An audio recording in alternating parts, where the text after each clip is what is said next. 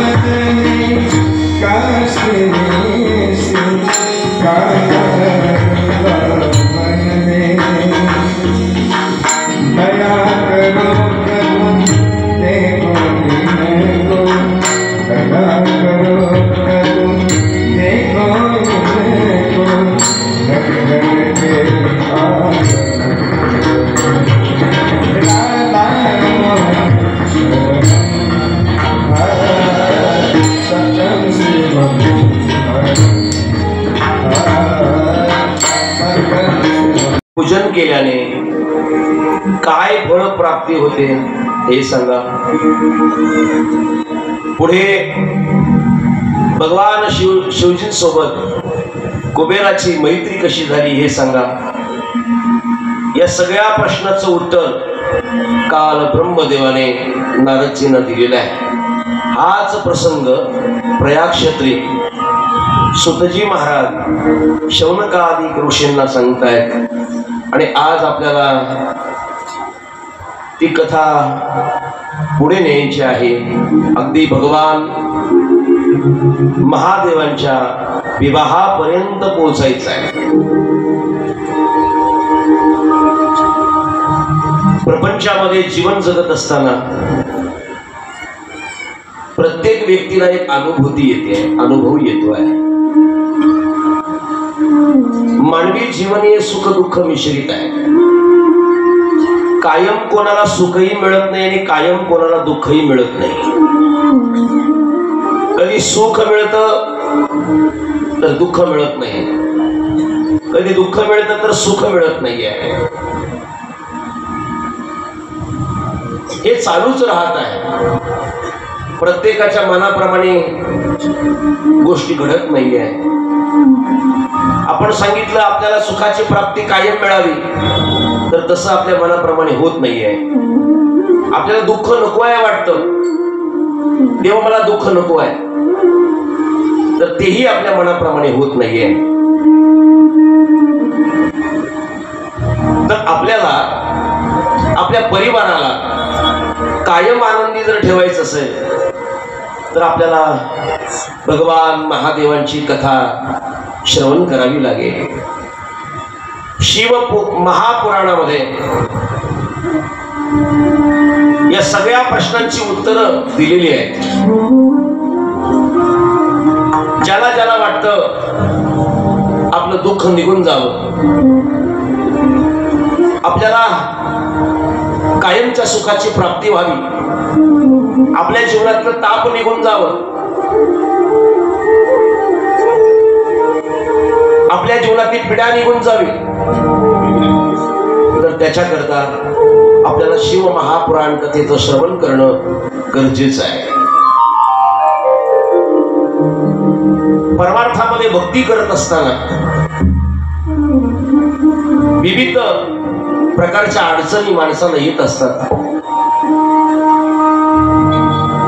परमार्थ करायला सुरुवात केली, विरोधक सुद्धा वाढले जातात आणि त्यात तुमची जर परमार्थात प्रगती झाली ना, तर विरोधकांचा सुद्धा भरणा वाढला जातो आहे. पण बऱ्याच वेळेला परमार्थ करताना, भक्ती करताना आपण भगवंताच्या रूपाकडे भेद दृष्टीने पाहतोय. इथे बसलेली जी काय माणसं आहेत, कोणाला पांडुरंगाची प्रतिमा आवडते, कोणाला भगवान श्रीकृष्ण आवडतोय, कोणाला हरी आवडतोय, कोणाला ज्ञानोबारे आवडतात, कोणाला तुकोबारे आवडतात, कोणाला नाथबाबा आवडतात. पण तुम्हाला अनेक रूपाने तो परमात्मा जरी दिसत असला तरी तत्व मात्र एकच आहे. आपण दुसऱ्या दिवशी हरी आणि हर यातला भेद पाहिला. आज आपल्याला हर आणि विष्णू याच्यामधला थोडक्यात भेद पाहायचा आहे. कर्नाटक मध्ये 2 गावं आहेत. एक शिवपूर आहे आणि एक विष्णुपूर आहे. शिवपुरामध्ये कट्टर शिवभक्त आहेत आणि विष्णुपुरामध्ये कट्टर विष्णू भक्त आहेत. दोन्ही गाव जवळ आहेत, पण दोन्ही गावांचं पटत नाही. आता गावांचं पटत नाही म्हणजे गावातल्या लोकांचंही पटत नाही ना. कोणी कोणाकडे जायला तयार नाहीये. हे त्यांच्याकडे जात नाही, ते यांच्याकडे येत नाहीये. असं असं होऊ नये, असं घडू नये, ते घडलं. विष्णुपुरातली मुलगी शिवपुरातली. काही लोकांनी प्रश्न केला, यांचं जर दोन्ही गावांचं जमत नाहीये ना, मग मुलगी दिली कशी, मुलाने मुलगी केली कशी? तर त्याचं उत्तर असं आहे, याचंही जमत नव्हतं आणि तिचंही जमत नव्हतं.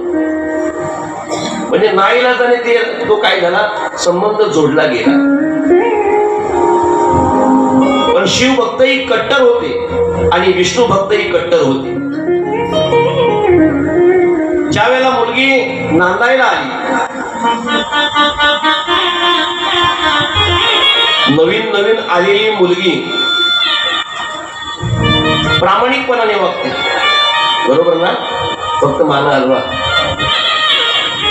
एवढी प्रामाणिक वागते, एवढी प्रामाणिक वागते, वर्षभर ती आपल्या पतीला उलट सुद्धा बोलत नाही, प्रत्युत्तर देत नाहीये. त्याला असं वाटतं की आपल्याला लक्ष्मीच भेटली. खूप बरं वाटतं त्याला, आनंद वाटतोय त्याला. एक वर्ष त्याला ती काही बोलत नाहीये. एक सांगू तुम्हाला, ती बोलत नाही म्हणजे ती त्या परिवाराचा अंदाज घेते. कोण? ती आलेली नवीन नवरी. तुम्हाला त्याचा चांगला अनुभव असेल. तुम्ही सुद्धा वर्षभर अंदाज घेतला असेल. तुमच्याही पतीला वाटलं असेल, वा लाखात एक भेटली. पण आता त्याचा अनुभव आला असेल त्याला, लाखात एक आहे की हजारात एक आहे.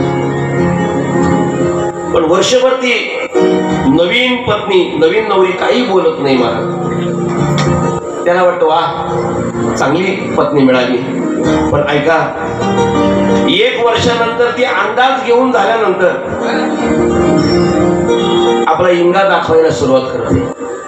म्हणजे ज्या सासू सासऱ्याचा आदर करायची त्यांचा अनादर करते, ज्या नवऱ्याचा आदर करायची त्याचा अनादर करते, ज्या दिराचा आदर करायची त्याचा अनादर करते. ती तिच्या पद्धतीने वागायला सुरुवात करते, तिच्या पद्धतीने. आता हा पौराणिक दृष्टांत असल्यामुळे पूर्वी आपल्याला माहिती आहे, सकाळी सकाळी महिला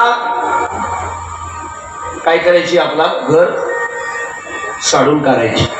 नाहीतर मी तर अंगण तरी समोरच गाईच्या शेणाने म्हणा, म्हैशीच्या शेणाने म्हणा सारवण करायची. आता हा जुना दृष्टांत असल्यामुळे ती नवीन नवरी सकाळी सकाळी सारवण करायला निघाली. आता ती शिवभक्त होती, म्हणजे शैव होती.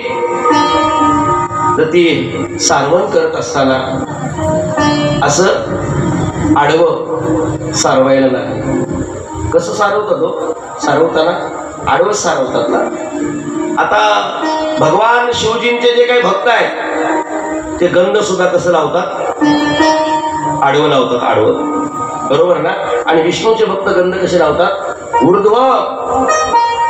आता ती सारवण करायला लागली आणि ते विष्णू भक्त असणारे तिचे सासरे त्यांनी ते पाहिलं. सुनबाई, आपल्या घरी आडवं काही चालत नाही, उभं सारवा, उभं. सुनबाई म्हणते, आता याला कसं काय सांगू? सांगितलं आपण विष्णू भक्त आहोत, आपल्याकडे आडवं काही चालत नाही, उभं सारवा. आता सासऱ्याची आज्ञा म्हणून ती तुमच्यासारखी नसेल, आज्ञा पाळली. तुम्ही पाळता का?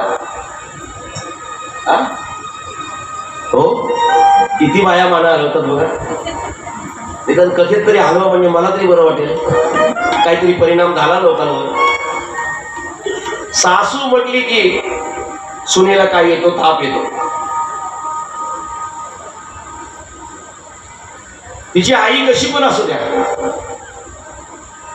ती तिला स्वीकारते, ती तिला चांगलं बोलते, ती तिच्याशी प्रेमाने वागते. पण पण सासू म्हटली की ताप येतो त्या सुनबाईला. ऐका, तिने केलं काय? सासऱ्याची आज्ञा म्हणून काय केलं? उभं सारवायला सुरुवात केली. आता उभं सारवायला सुरुवात केल्याबरोबर सासऱ्याच्या धोत्रावरती काय झालं? शेण उडालं. बरं, सासऱ्याच्याच उडालं असं नाहीये, भिंतीवर पण उडालं. भिंतीवर उडालं असं नाही, घरातल्या फोटोवर पण ते उडायला लागलं. तिच्या स्वतःच्या साडीवर पण ते उडायला लागलं. सासऱ्याने सांगितलं, सुनबाई अंगावर उडतंय. अहो तुम्हीच म्हणता ना उभं सारवा, आमच्या घरी आडवं काही चालत नाही म्हणून मी सारवलं. बरं बरं ठीक आहे. त्याच्यानंतर सासरा बहिर दिशेला निघाला. पण बहिर दिशेला निघाल्यानंतर हातावर काय घेतली? कोलगेट म्हणा, दुसरं तपकेरी म्हणा, दुसरं मशेरी. बर बर, आता ज्याला जे आवडेल त्याला तो येतो. हा घेऊन निघाला. पण सुनबाईचं मात्र लक्ष होतं, आता कसे घासतात मी ते पाहतो. आता तुम्ही मला सांगा, कसं घासणार होतं? आडवं का उभं? आडवंच घासणार ना. ज्या वेळेला तो आडवं घासायला गेला ना, त्यावेळेला सुनबाईने आवाज दिला, म्हणे बाबा तुम्ही विष्णूचे कट्टर भक्त आहात ना? हो. तुम्ही विष्णूच्या सगळ्या नियमाचं पालन करता आहात ना? म्हणे हो. मग आता दात तुम्ही आडवे कसे घसता, उभे कसा? सासऱ्यालाही समजलं, सासू सुनबाई आपल्यापेक्षा हुशार आहे. आता त्यांनी त्याचा बोलण्याचा विषय बदलला. त्यांनी सांगितलं, सुनबाई तुझं तुला, माझं मला. तुला जसं वागायचं तसं वाग, आणि मला जसं वागायचं तसं मी वागेन. मला हे सांगायचं आहे, आडवं काय आणि उभं काय हा वाद नसावा. तुकोबाराय सांगतात, तुका म्हणे भेदा भेद गेला वाद खंडोनी. हा वाद निघून गेला पाहिजे. शिवाचे काय, विष्णूचे काय, बरं का? या प्रतिमा जरी तुम्हाला वेगवेगळ्या दिसत असल्या तरी तत्व मात्र एकच आहे. भेद दृष्टीने भगवंताकडे पाहू नका, भगवंताकडे पाहू नका. जीवनामध्ये चांगलं वागण्याचा प्रयत्न प्रत्येकाने केला पाहिजे. चांगले गुण संपादन करणं गरजेचं आहे. देव म्हणजे काय? देव म्हणजे काय? तर सर्व चांगल्या गुणांचं एकत्रीकरण म्हणजे देव आहे. काहींकडे खूप प्रमाणात चांगले गुण असतात, काहींकडे चांगले गुण कमी प्रमाणात आपल्याला पाहायला मिळतात. काही माणसं अवगुणाने भरलेली आहेत, तर काही माणसं गुणाने भरलेली आहेत. आमच्या संतांकडे औषधाला सुद्धा अवगुण नाहीये. पाहता गुणा मिळेची ना, पाहता गुणा मिळेची ना,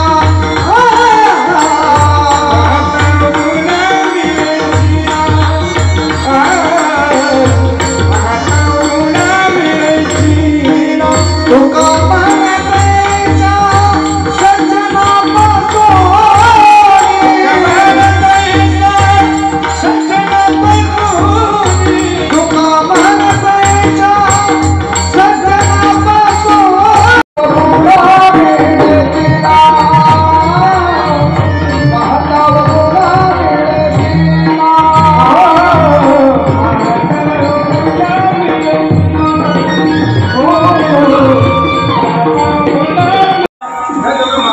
सद्गुणाचा समूह म्हणजे राम आहे आणि अवगुणाचा समूह म्हणजे रावण आहे. आपण आपल्या मुलाचं कधीही रावण नाव ठेवत नाही. प्रत्येक जण काय नाव ठेवतोय? राम. सकाळी उठल्यानंतर लोक रावण रावण म्हणतात का राम राम म्हणतात? कितीही नास्तिक माणूस असू द्या, पण रावणाचं नाव घेत नाही. प्रत्येक मनुष्य चांगलं काय करतो, स्वीकारण्याचा प्रयत्न करतो आहे. चांगलं स्वीकारणं म्हणजे काय? तर आपल्या इंद्रियाद्वारे, कानाद्वारे चांगलं ऐकणं, डोळ्याद्वारे चांगलं पाहणं, मुखाद्वारे चांगलं बोलणं, आपल्या इंद्रियाद्वारे चांगलं करणं म्हणजे चांगल्या गोष्टीचा स्वीकार करणं आहे. एक अशी कथा आलेली आहे. श्री राम प्रभूने रावणाला मारलं. रावणाची पत्नी मंदोदरी ही विचारू लागली, माझ्या पतीला कोणी मारलं, माझ्या पतीला कोणी मारलं? त्यावेळेला कोणीतरी बोट केलं जिथे श्री राम प्रभू बसलेले होते. बोट केल्याबरोबर ती पुढून न जाता ती मागून गेली. फक्त श्री राम प्रभूंवर तिची सावली पडली.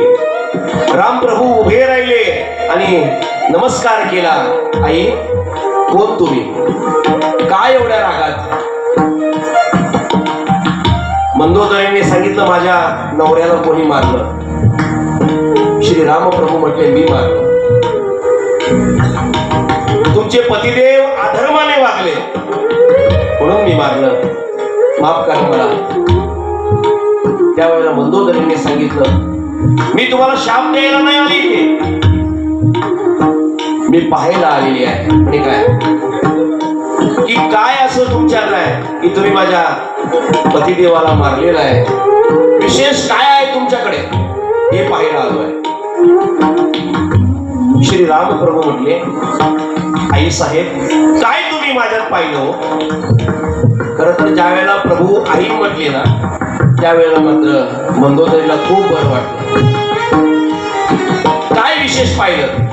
त्यावेळेला मंदोदरीने सांगितलं, मी विशेष असं पाहिलेलं आहे, माझ्या पतीला मी जवळून ओळखते.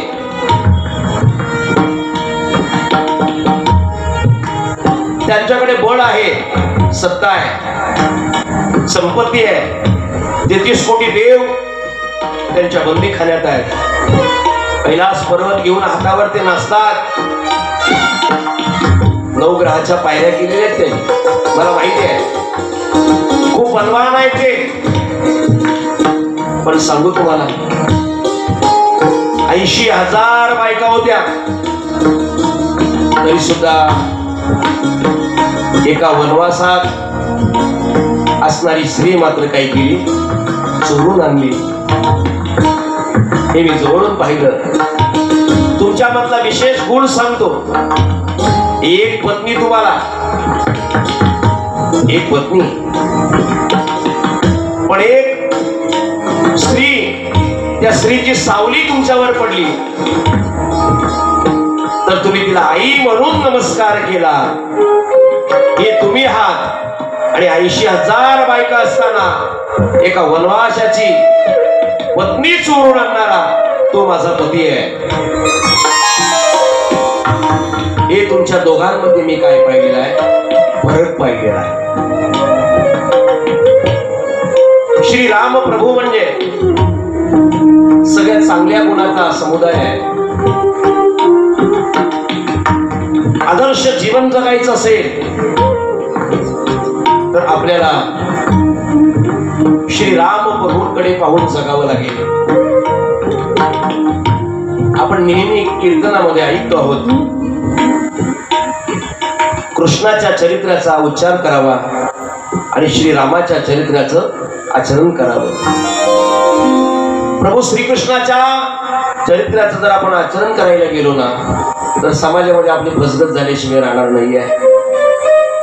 पण प्रभू श्रीराम यांच्या चरित्राचं आचरण करणं आपल्या जीवनाला हितकारक आहे. साधू संतांनी देवाची भक्ती करत असताना अनन्यत्वाने केलेली आहे. त्यांच्या भक्तीमध्ये एकविधता होती. तुकाराम महाराज पांडुरंगाच्या समोर उभे राहिलेले आहेत आणि पांडुरंगाला सांगतात, हे पांडुरंगा, मी तुझ्याशिवाय दुसऱ्या कोणाचं नाव घेणार नाहीये.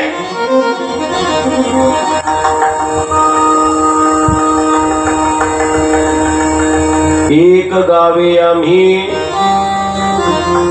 विठोबाचे नाम, आणि कापे काम नाही आता. पांडुरंगा, तुझ्याशिवाय दुसऱ्या कोणत्या देवाचं मी नाव घेणार नाहीये.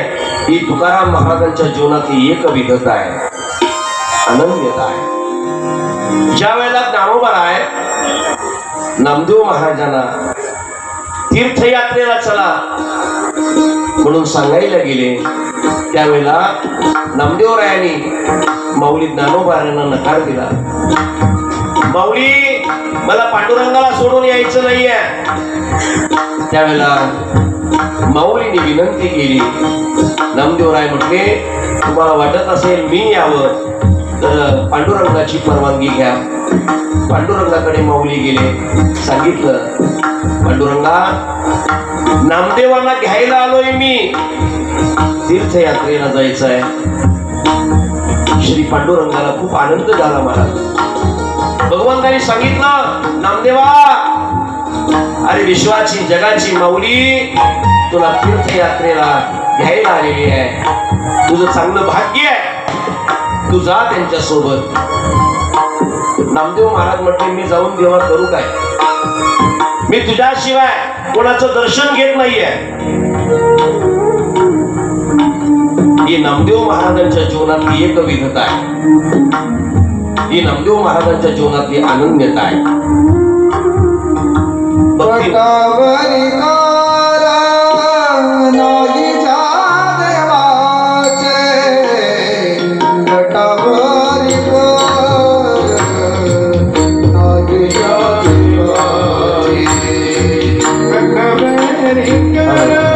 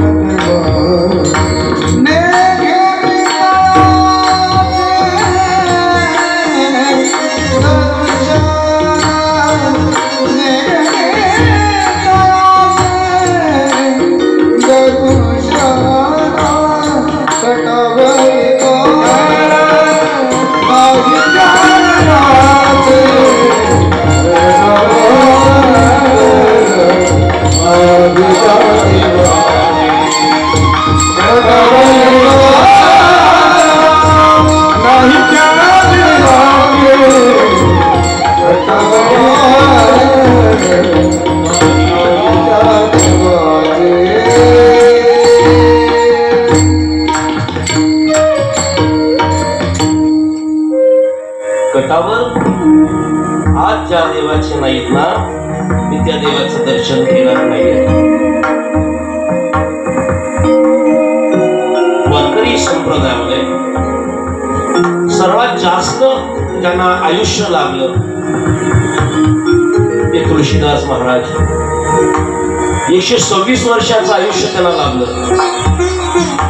त्या तुळशीदासजी महाराजांना गावकरी नेहमी सांगायचे, महाराज चला तीर्थयात्रेला, महाराज चला तीर्थयात्रेला.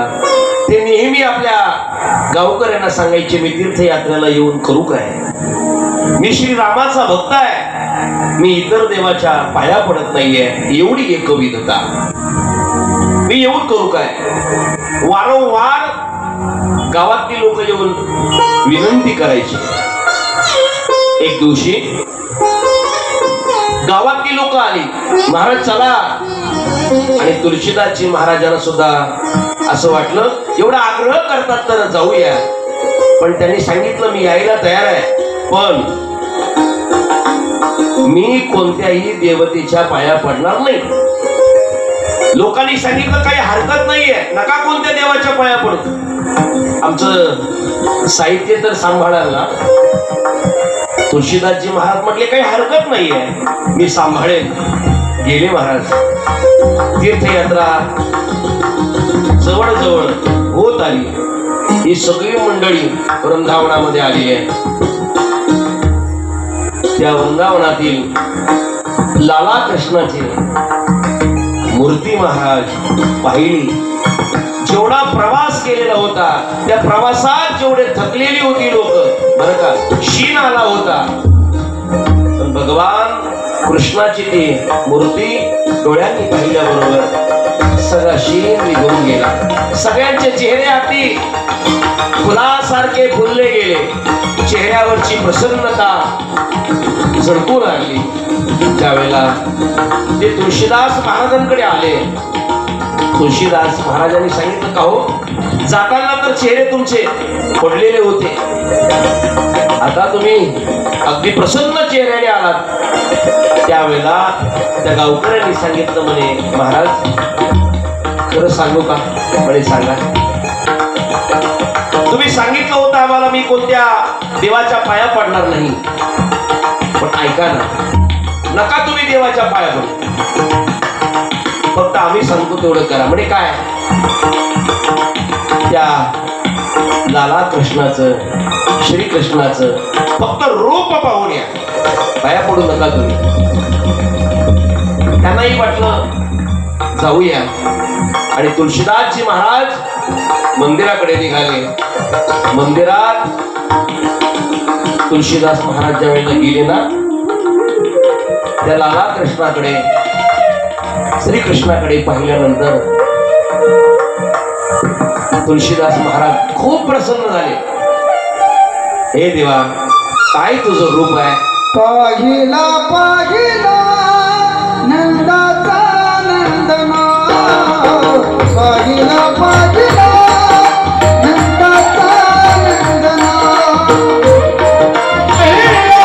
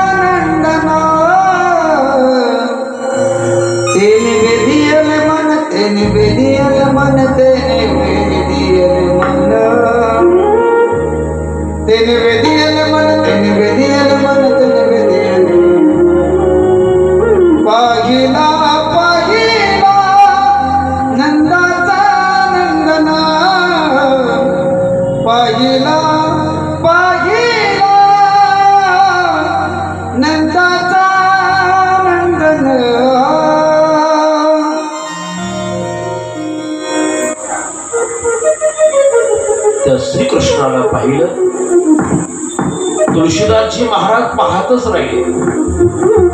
हे कृष्णा, तुझं रूप एकदा पाहिलं की परत परत पाहावाशी इच्छा होते.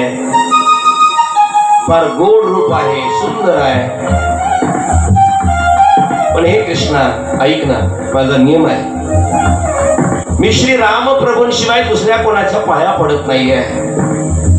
तुझं रूप मला आवडलं, पण तुला वाटत असेल ना मी तुझ्या पाया पडावं, काय अधिकार आहे? तुला वाटत असेल मी तुझ्या पाया पडावं, तर हे कृष्णा हातातली मुरली खाली टाकून दे आणि हातात धनुष्य बाण घे.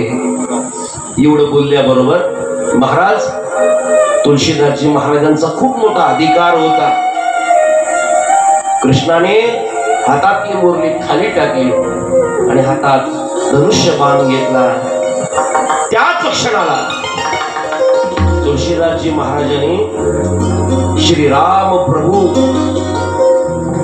समजून काय केलं, चरणावर लोटांगण घातलं. ही एकविधता आहे.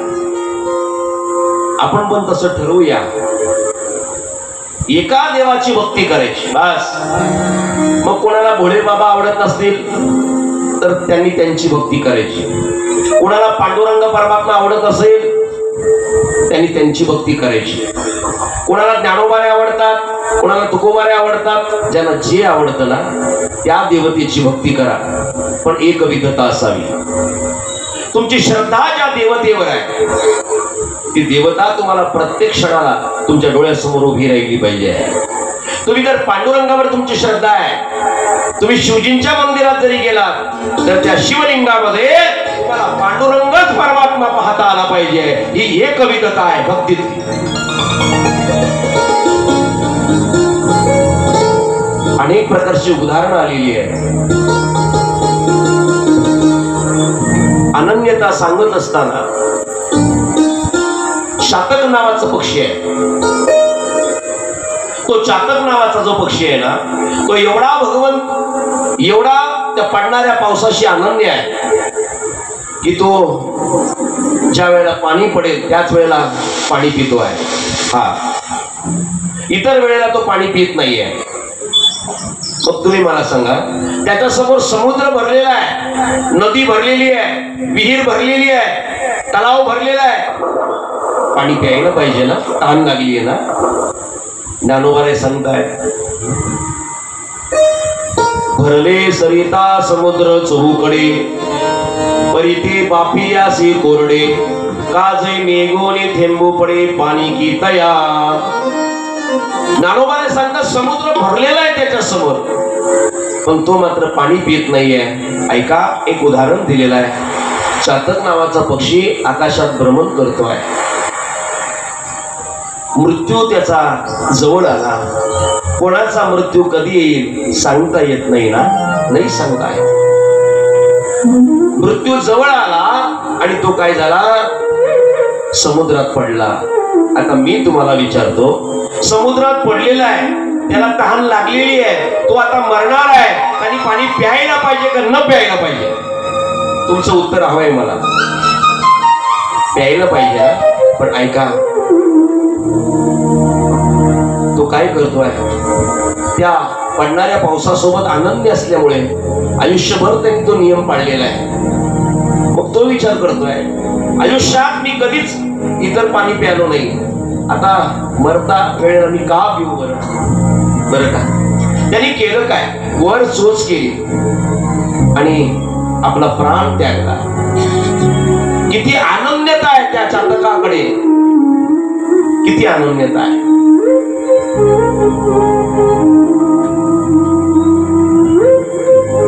ज्ञानोबाला एक दुसरा दृष्टांत देतात. ज्ञानोबा सांगतायत, एका बाजूला खूप असणारी आई ठेवा आणि एका बाजूला रंबा ठेवा. मुलगा आईकडे धावत जाईल का रंबेकडे धावत जाईल बघा. ज्ञानोबा सांगतायत, येरीची या पराविया रंबेहुनी बरविया, या काय कराविया बालकी तिने. तो मुलगा उपजा असणाऱ्या आईकडे धावत जाईल, रंभेकडे नाही का? तर आईच्या बद्दल त्याच्या अंतःकरणातली असणारी अनन्यता आहे. तुम्ही मला सांगा, तुमचा मुलगा कसाही असू द्या, बांडा असू द्या, शेमडा असू द्या, काला असू द्या,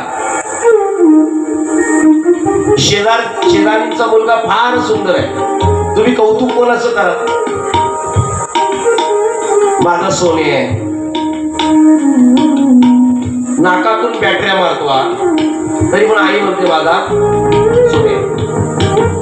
एका बाईला अशी 50 पोरं बसलेली होती आणि मध्ये तिचं पोरगं होतं आणि तिला विचारलं, या 50 मुलापैकी कोणता मुलगा सुंदर आहे? कोणता मुलगा सुंदर आहे सांग. महिला मंडळ, तुम्ही कोणाकडे बोट दाखवाल? तुम्ही तुमच्याच पोराकडे बोट दाखवाल ना. तुमचा मुलगा कसाही असू द्या, पण बोट मात्र तुमचं त्यांच्याकडे जात नाही का? तर लेकराविषयी असणारी अनन्यता तुमच्या अंतःकरणात आहे. तुम्हाला इतर मुलगा आवडेलच कसा? तसं भक्ती संप्रदायामध्ये आपल्याला भगवंताविषयी अनन्यता हवी आहे. अनन्यता हवी आहे. ती अनन्यता ज्या दिवशी आमच्या मनामध्ये तयार होईल ना, त्यावेळेला आपण केलेल्या नामजपाचं, आपण केलेल्या भक्तीचं आपल्याला फळ पदरात पडेल. काल आपण पाहिलं, नारदजीने ब्रह्मदेवाला वेगवेगळे प्रश्न विचारलेले आहेत. आज सुद्धा नारदजी ब्रह्मदेवाला विचारतायत, म्हणे बाबा, ब्रह्मदेव म्हटले बोला. नारदजी बोला. नारदजी बोलले की मी ऐकलेलं आहे की भगवान महादेवाची 2-2 लग्न झाली. मी ऐकलेलं आहे. पण हो खरं आहे? पण का हो देवा, चांगली घरं असून, जमीन जागा असून, गाड्या घोड्या असून एक लग्न व्हायला सध्या शक्य होत नाही. आणि याला घर नाही, याला गाडी नाही, तरी सुद्धा याची 2-2 लग्न. मग सांगा ना, तो शिवविवाहाचा प्रसंग सांगा ना, ज्या प्रसंगाची आम्ही आतुरतेने वाट पाहतोय. अगदी परवा दिवशीपासून आपण भगवान शिवजींचं लग्न कधी आहे याची चर्चा करत आहोत. महिला मंडळीच्या दृष्टीने मला वाटतं आजचा दिवस म्हणजे फार महत्वाचा आहे. काही महिला म्हटले, नाही एवढ्या दिवस नाचलो, आज दाखवतच. काय दाखवायचं ते दाखवा. बँजो पार्टी इथे येणारच आहे. मला माणिकरावने सांगितलं की महाराज, आज कथा थोडी कमी झाली तरी चालेल, पण नाचणं मात्र फुल्ल होऊ द्या. मी याच्या अगोदर हे सांगून गेलो की ज्यात आनंद वाटतोय, तो आनंद जर त्याला मिळाला तर त्याला समाधान वाटतंय. समाधान वाटतंय. ब्रह्मदेवाने नारदाला सांगितलं की हे नारदा, तो प्रसंग मी तुला सांगतोय. सुतजी महाराज प्रयाग क्षत्री शौनकादिक ऋषींना हा प्रसंग सांगतायत. नारदा, दक्ष नावाचा राजा, दक्ष नावाचा प्रजापती आहे. ज्या दक्ष नावाच्या प्रजापतीची मुलगी सती, त्या सती सोबत भगवान शिवजींचं पहिलं लग्न झालं.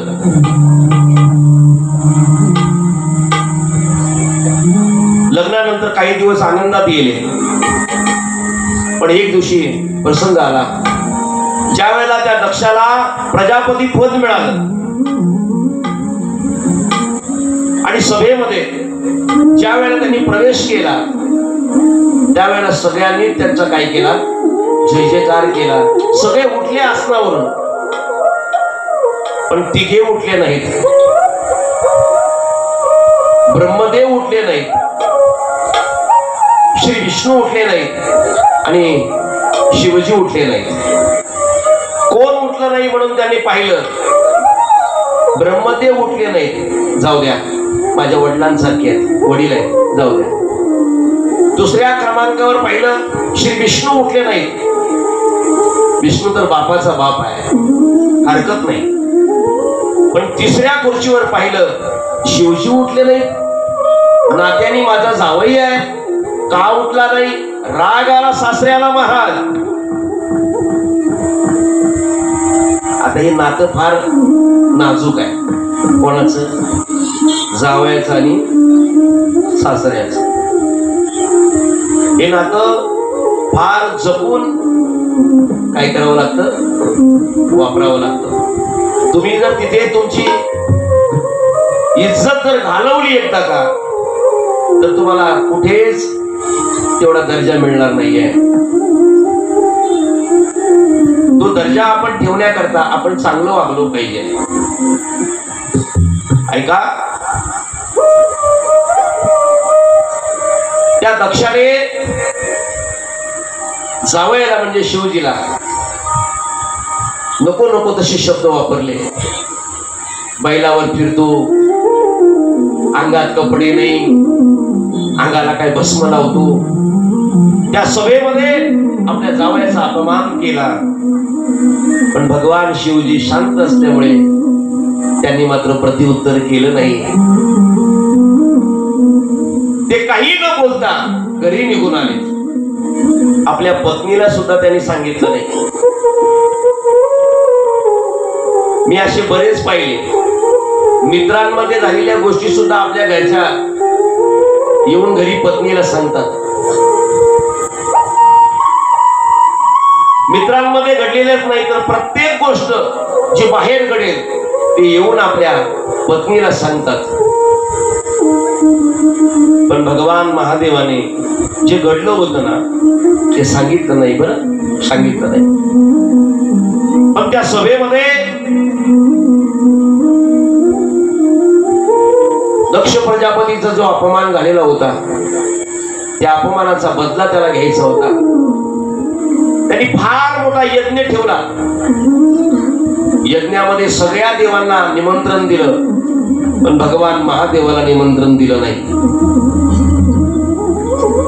का दिलं नाही? तर हा जावई असून सभेमध्ये माझा अपमान केलेला आहे, याला शिक्षा भेटलीच पाहिजे. सगळे देव आले. यज्ञाचा कार्यक्रम फार मोठा झाला. सगळ्यांची जेवणं झाली आणि सगळे आपापल्या वाहनामध्ये निघाले. पण दक्ष प्रजापतीने सांगितलं, आता असं करा, आपली सगळी वाहनं कैलासाच्या दिशेने घेऊन जा. का? तर माझ्या जावयाला कळलं पाहिजे सासऱ्याकडे एवढा मोठा यज्ञ झाला, मला निमंत्रण दिलं नाही म्हणून. आता काय, देवांना सांगितल्याप्रमाणे देव निघाली. सगळे महाराज निघाले आणि मग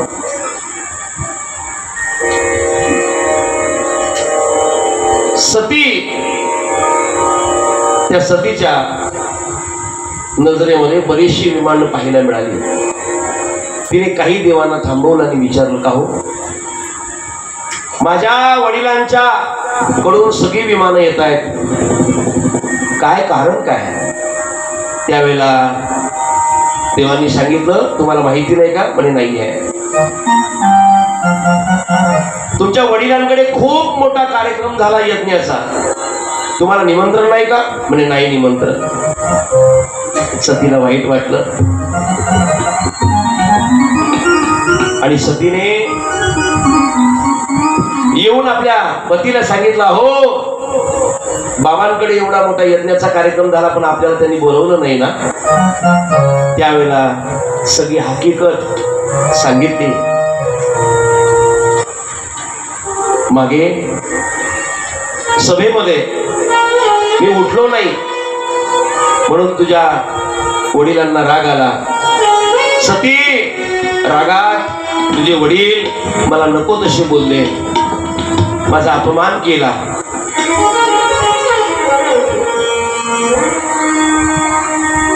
जेवढं घडलेलं होतं तेवढं सांगितलं महाराज, सगळं सांगितलं. सतीला असं वाटलं माझ्या पतीचा अपमान केला. हा प्रश्न मी विचारायला बापाला जातोय, विचारतोय माझ्या बापाला, का तुम्ही माझ्या पतीचा अपमान केला. त्यावेळेला ती बोलायला लागली, म्हणे अहो मी जाते बाबांकडे. त्यावेळेला शिवजीने सांगितलं, सती ऐक, 3 ठिकाणं अशी आहेत. त्यातलं पहिलं ठिकाण बोलवलं तरी जाऊ नये. त्यातलं दुसरं ठिकाण बोलवलं तरच जावं. आणि त्यातलं तिसरं ठिकाण बोलवल्याशिवाय जाऊ नये. पहिलं ठिकाण बोलवलं तरी जाऊ नये. तरुण मंडळी, रात्री 12 वाजता जर तुम्हाला कोणी फोन केला या पार्टीला, नाही जात तुम्ही,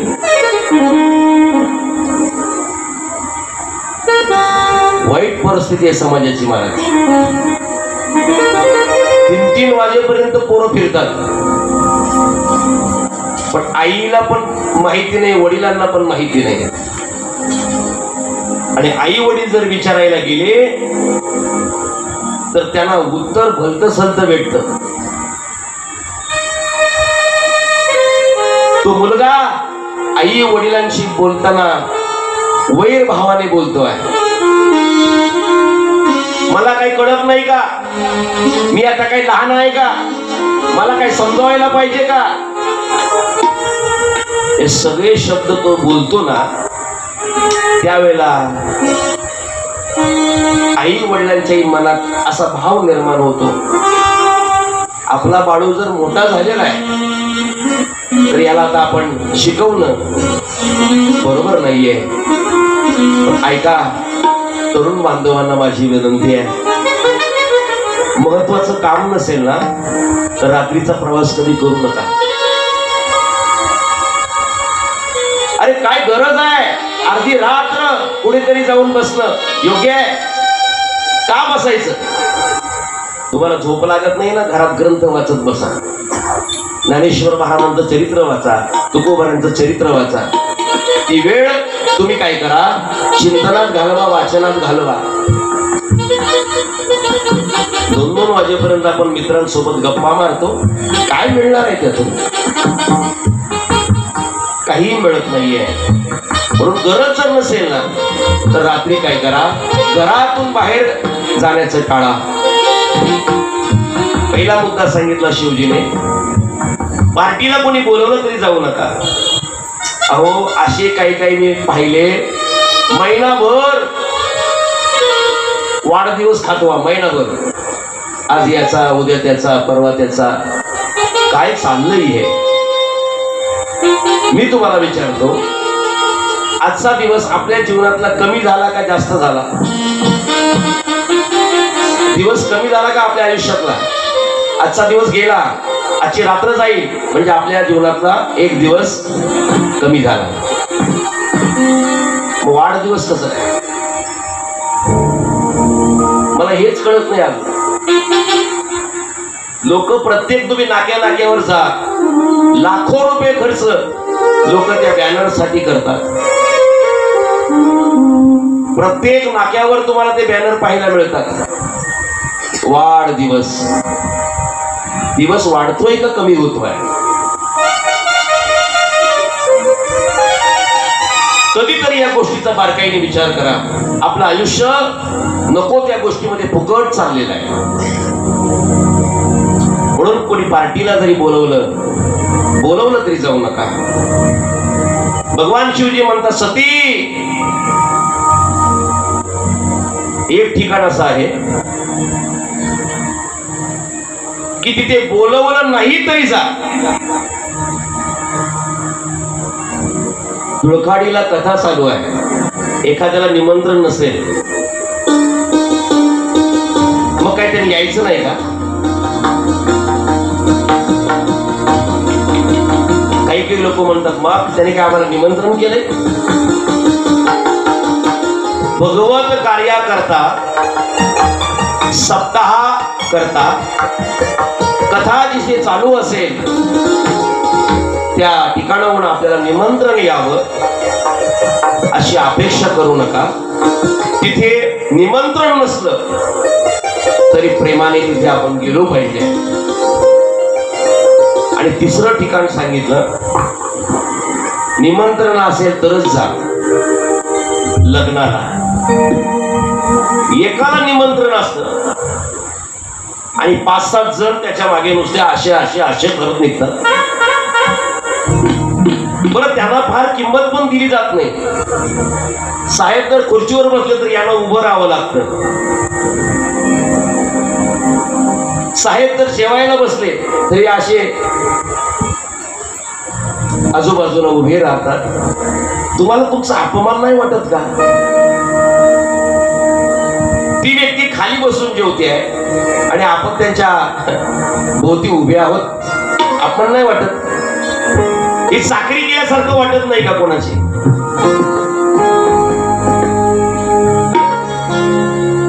पण एका माणसाला जर निमंत्रण असेल तर त्याच्या मागे 10 लोकांनी जाऊ नका. ज्याला निमंत्रण असेल त्यांनीच लग्नात जा, त्यांनीच लग्नात जा. पण ऐक सती, 4 ठिकाणं अशी आहे की तिथे निमंत्रणाची वाट बघू नये. पहिलं ठिकाण, मित्राच्या घरी निमंत्रण नसलं तरी जावं. दुसरं ठिकाण, भगवत कार्याला निमंत्रण नसलं तरी जावं. तिसरं ठिकाण, गुरुजींच्या घरी निमंत्रण नसलं तरी जावं. आणि चौथं ठिकाण, माय बापाच्या घरी निमंत्रण नसलं तरी जावं. एवढाच मुद्दा सतीने उचलला. म्हणे का हो, तुम्हीच बोलताय आई वडिलांच्या घरी निमंत्रण नसेल तरी जावं, मग आता मी मात्र माझ्या वडिलांच्या घरी जाते. निघाली महाराज. काही दासा घेऊन निघाली. पण इकडे दक्ष प्रजापतीने सांगून ठेवलं होतं, जावई तर बिलकुल येणार नाही. त्याचा अपमानच तसा केलेला आहे. पण मुलगी येण्याची दाट शक्यता आहे. सांगून ठेवलं होतं, जर तिला कोणी आल्यानंतर इथे जर तिचं स्वागत केलं, तिला किंमत दिली, तर त्या व्यक्तीचा शिरछेद केला जाईल. एवढं ध्यानात ठेवा. आता एवढं सांगितल्यावर कोणी कशाला जात आहे हो पुढं? पण महाराज, सती गेली. सतीला घरच्या लोकांनी कोणी विचारपूस केलेली नाहीये. पण ज्या वेळेला आई समोर आली त्यावेळेला मात्र आई मुलीचं नातं असतं. आईने विचारपूस केली बापाच्या न कळत. आणि शेवटी सती जिथे यज्ञ झालेला होता तिथे गेली. सगळ्या देवतांना जागा होती, पण शिवजींना मात्र जागा कुठेच नव्हती यज्ञामध्ये. राग आला सतीला, माझ्या बापाच्या घरी एवढा मोठा यज्ञ झाला, सगळ्या देवतांना माझ्या बापाने निमंत्रण दिलं, माझ्या नवऱ्याने असं काय केलं होतं की माझ्या नवऱ्याला, माझ्या पतीला त्यांनी बोलवलं नाही, वाईट वाटलं. आपल्या बापाच्या घरी जर आपल्या पतीचा अपमान झाला तर आपल्याला वाईट वाटलं पाहिजे ना. विनाकारण जर कोणी माझ्या पतीचा अपमान करत असेल मी सहन करून घेणार नाही. सती रागारागात बोलली, माझ्या भोळ्या देवाला जर कोणी बोललं असेल ना तर त्याचं चांगलं होणार नाही. माझा मूर्ख बाप त्याने माझ्या पतीला ओळखलं नाहीये, माझ्या पतीला नको ते बोलला, माझ्या पतीचा अपमान केला. रागात महाराज ती स्वतःच्या बापाला बोलायला लागली, बाबा तुम्ही चांगलं नाही केलं. त्यावेळेला दक्ष प्रजापती म्हणतोय, नको जाऊस त्याच्या घरी परत, थांब इथे राहा. त्यावेळेला सतीने सांगितलं, तुम्ही जन्माला घातलंय ना म्हणून असे बोलता ना, हे शरीर तुमचं आहे तुम्हाला वाटतं का? मग हे शरीरच मी भस्म करून टाकते आहे. आणि त्या योगाग्नीमध्ये सतीने आपलं शरीर काय केलं, समर्पित केलं. उमापती महादेव की, दीनानाथ भगवान की, भोलेनाथ भगवान की. कथा आपण पुढे नेणार आहोत, त्याच्या अगोदर गजर होईल आणि मग पुढच्या कथेचा आपण विचार करणार आहोत. पुढे जागा असेल तर सरकून घ्या. हा थोडं थोडं पुढे या. हा संतन के संग लाग रे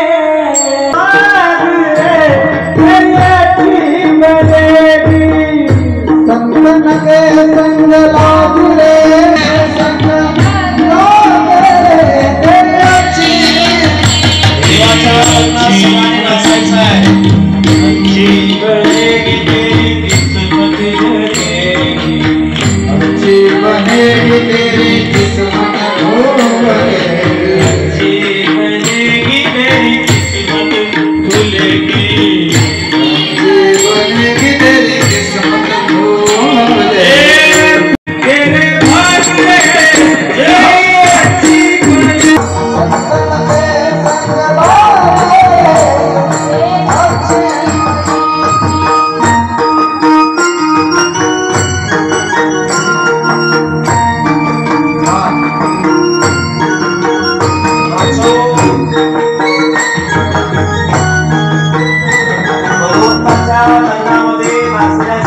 सौभाग्य मिळत आहे, त्याचा लाभ घ्या.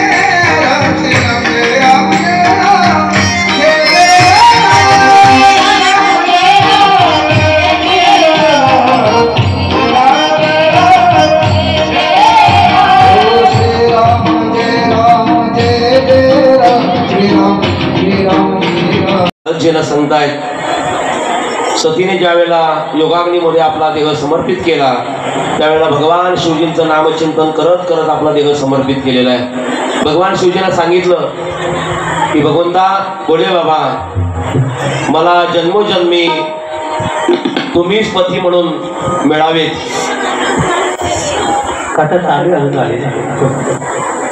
आणि पुढे मग तीच सती हिमालयाच्या पोटी पार्वती म्हणून जन्माला आली.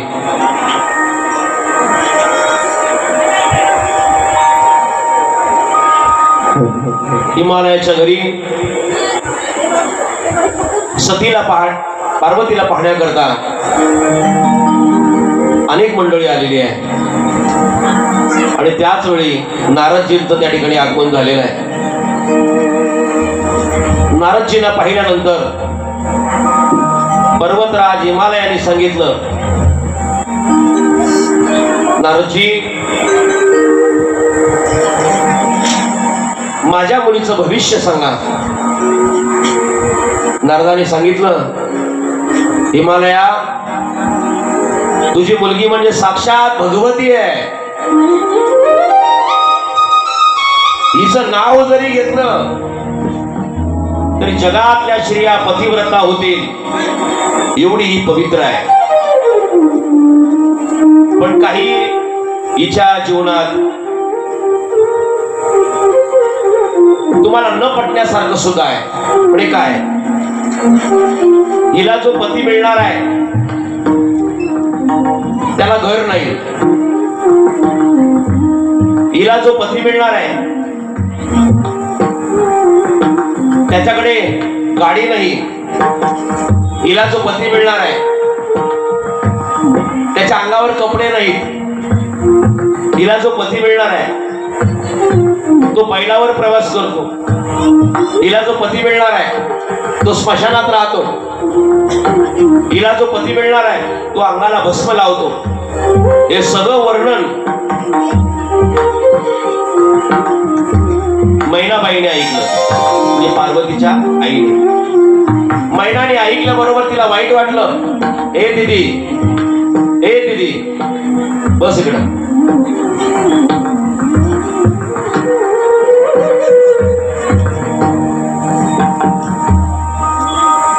पार्वतीने ऐकलं आणि मैनाबाईने सुद्धा ऐकलं. पण मैनाबाईला असं वाईट वाटलं, आपल्या मुलीला असा पती, आपल्याला असा जावई, त्याला घर राहिलं नाही, जो भस्म लावतो, स्मशानात राहतो, बैलावर फिरतो. वाईट वाटलं.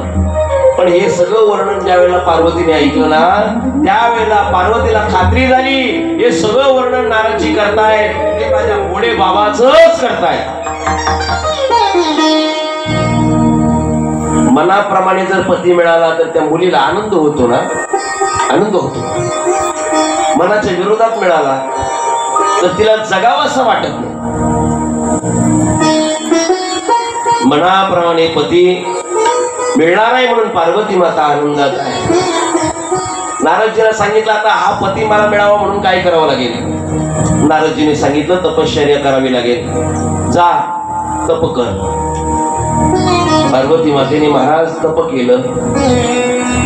तिची परीक्षा घेण्याकरता सप्त ऋषी आले. परीक्षा घेतली, परीक्षेमध्ये पास झाले. सप्त ऋषीने सांगितलं, जा पार्वती, तुझं लग्न भोळे बाबा सोबत होणार आहे. जा लग्नाची तयारी कर. वडिलांना जाऊन सांग लग्नाची तयारी करा म्हणून. पार्वती आनंदाने निघाली महाराज. इकडे शिवजींना सुद्धा निरोप पोहोचलेला आहे. खरं तर पहिल्यांदा शिवजी नाकार देत होते, करायला तयार नव्हते, बैरागी बनलेले होते. पण समजूत काढली महाराज भोले बाबाची, लग्न करावं लागेल तुम्हाला. दोन्हीकडे लग्नाची तयारी चालू झाली. आपल्याला माहिती आहे, सामान्य माणसं आहोत आपण. आपल्या घरी जर आपल्या मुलाचं लग्न जर असेल तर हळदीच्या दिवसापर्यंत त्या मुलीचा बाप दररोज साठवतो. हळदीच्या दिवसापर्यंत ते साठवणं त्याचं बंद होत नाही. तरी काही ना काही आणायचं राहतच महाराज. जुनी माणसं म्हणतात लग्न करून बघा आणि घर बांधून बघा. खरं आहे. सामान्य माणसाच्या घरी जर लग्न झालं तर पुढचे 4 वर्ष त्याला तो कर्ज फेडावा लागतो सामान्य माणसाला. आयुष्यभराची पुंजी तो आपल्या मुलाच्या लग्नात खर्च करतोय. कमी पडले तर कर्ज काढतोय. पण प्रत्येकाला प्रेमाने सांगतो या बरं माझ्या मुलीचं लग्न आहे. कितीही गरिबी असू द्या, लोकांकडून उसने पैसे आले. पण मुलीने सांगितलं बाबा मला 2 नाही 4 ड्रेस पाहिजेत. त्यावेळेला तो मागे येत नाही. तो सांगतोय पोरी बाप तुझा गरीब आहे, पण आज मात्र तू जे मागशील ते मी तुला द्यायला तयार आहे. बोल तुला काय पाहिजे. उदार होतो महाराज तो त्यावेळेला. पैसा खर्च जरी झाला तरी त्याला त्याचं दुःख होत नाही. माझ्या मुलीचं लग्न आहे हा त्याच्या अंतःकरणात आनंद असतो. आणि मग दोन्हीकडे तयारी चालू झाली. भगवान शिवजीनं सांगितलं लग्न करायचं आहे. महाराज लग्न म्हटल्यानंतर नवरदेवाची साधी तयारी असते का? अगदी त्याला कपडे कोणते घ्यायचे, जॅकेट कोणतं घ्यायचं, त्याला तो बाशिंग तो कोणता घ्यायचा,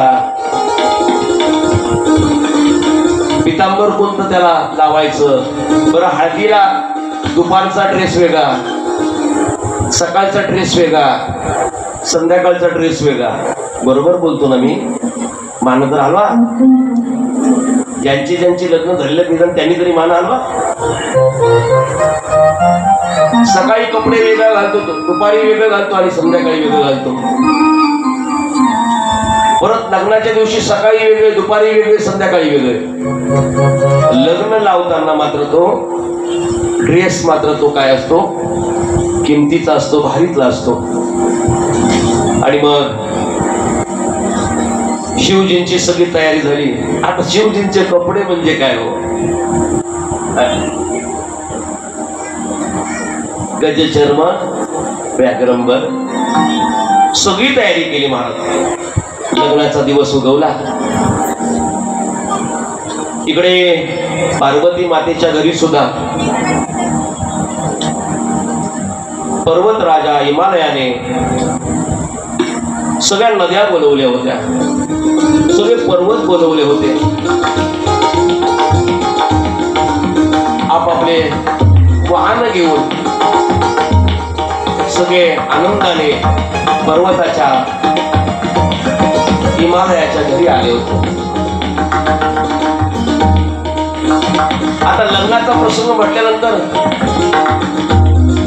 माणसं नटून तटून येतात. इकडे शिवजींची तयारी चालू झाली. अंगाला भस्म लावलं, जटेवर हात फिरवला. आता डमरू घेतला, वासुकी सर्प गळ्यात होता. भगवान शिवजी तयार झाले. वराट सज्ज झालं. सगळ्या देवतांनी आपापली विमानं सज्ज केली. थोड्याच वेळात शिवजी निघणार.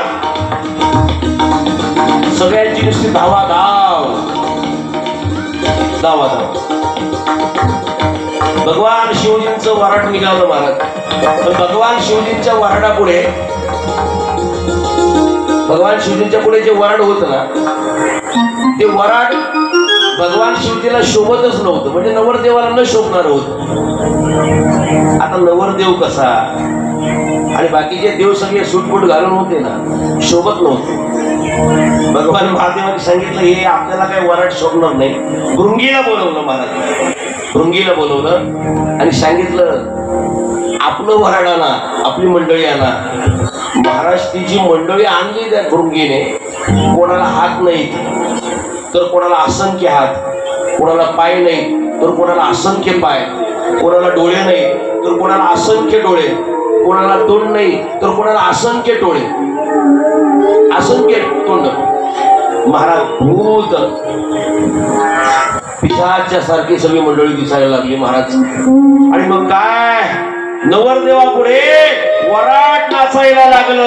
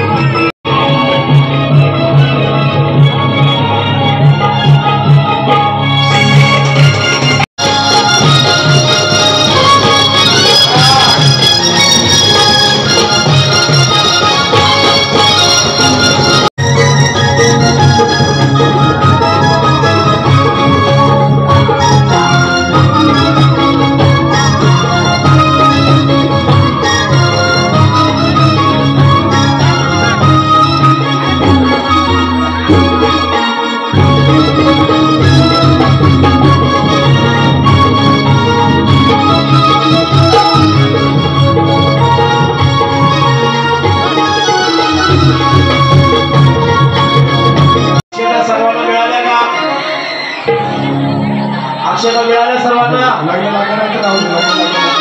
नवरदेवाने यायला जागा द्या. जास्त मंडळी दरवळ्या वर जास्त येऊ नका. नवरीकडच्या 5 आणि नवरदेवाकडच्या 5 जास्त जणी वर येऊ नका.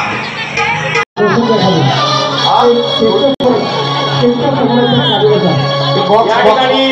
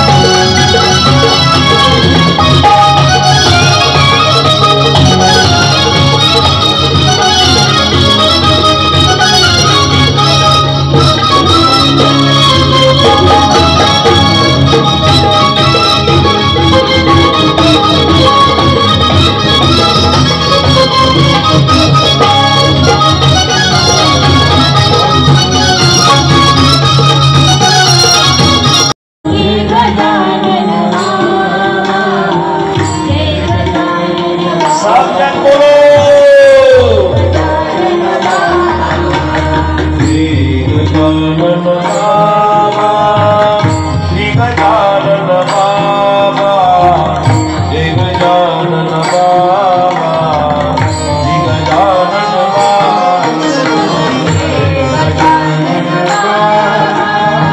श्री गजानन बाबा श्री गजानन बाबा श्री गजानन बाबा हे गजानन बाबा कन्याय परावती कन्याय परावते कन्याय परावते आय परावती कन्याय परावती कन्याय परावते कन्याय परावते पुत्र आय ईश्वर देव पुत्र आय ईश्वर देव पुत्र आय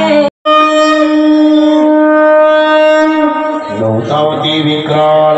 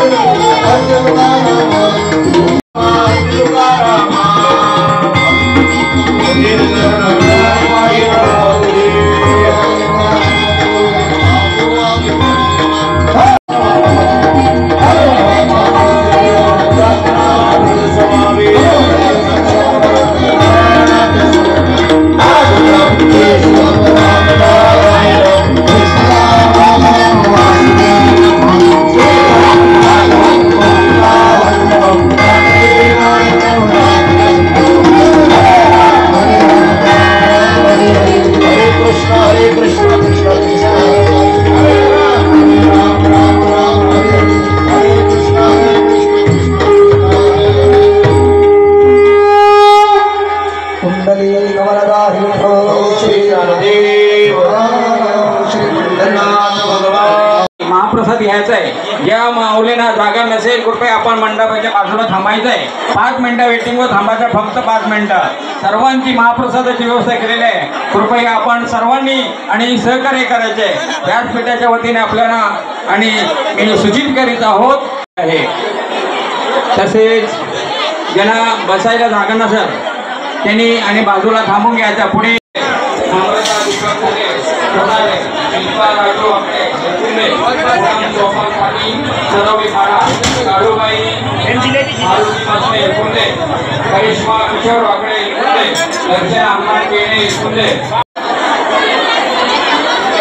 आणि वारफ्यांना जरा अडथळा निर्माण होतोय, अडचण होतोय, मध्ये मध्ये फिरू नका.